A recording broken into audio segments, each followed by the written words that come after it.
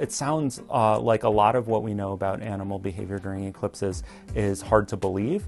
And yes, most of it is based on one person's observations of potentially one animal.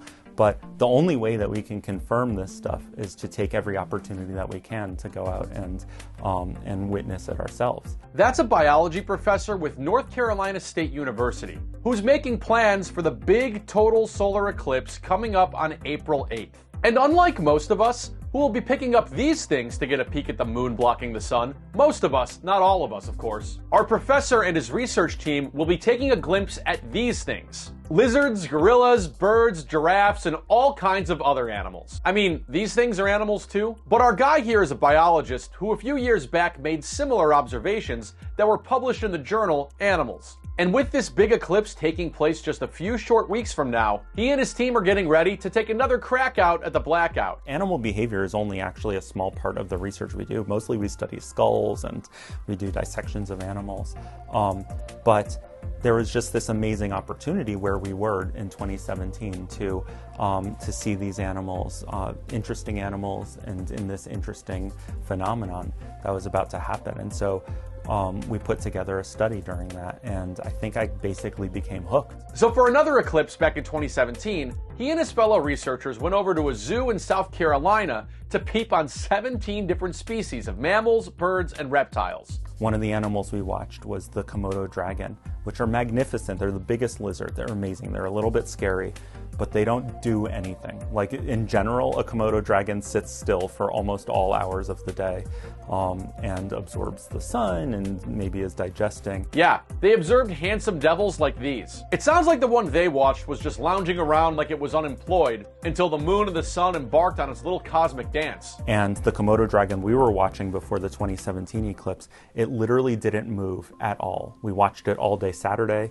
we watched it all day Sunday, then the eclipse was on Monday, and just in those couple minutes during the eclipse, it started running around and had a reaction. And it wasn't just Komodo dragons running around. That study found that 75% of observed species exhibited some kind of behavioral response to the eclipse. Some of the animals behaved as if evening had come, so they went into their nighttime routine. The gorillas, and they spend their day outside, and then at night they're moved into like an indoor enclosure where they get their final food and then they go to sleep. And in the middle of the day, the whole group of gorillas wandered over towards the enclosure as if to be let in at night. The Galapagos tortoise was among the observed species that exhibited, quote, relatively novel behaviors. Just prior to totality, the journal article says, a pair of tortoises began mating. I mean, why not? The lights are out. Back in 2017, the American flamingo was seen exhibiting apparent anxiety and spotted huddling around the young ones. The flamingos all gathered around their chicks during the eclipse, the peak of the eclipse, like they were trying to protect the chicks. It'd be really interesting to see if other flamingos do that, or if other flocking birds do the same type of behavior. And then there were these things, siamangs, which were among the creatures heard vocalizing in the moments leading up to the eclipse. Some of the animals made strange calls, so those weird little gibbon-like things, the siamangs, they made a type of vocalization that we had never heard before, and we were able to show that it was statistically significantly different than their normal vocalizations. With April approaching, our biologist and his team are getting ready to head to the Fort Worth Zoo in Texas to see what kind of bizarre behaviors our animal friends exhibit. Texas is the first place in the United States that the eclipse will be passing through. This time around, we're going to look at some of the same types of animals. So we're going to look at a different group of gorillas and see if they behave the same way as previously.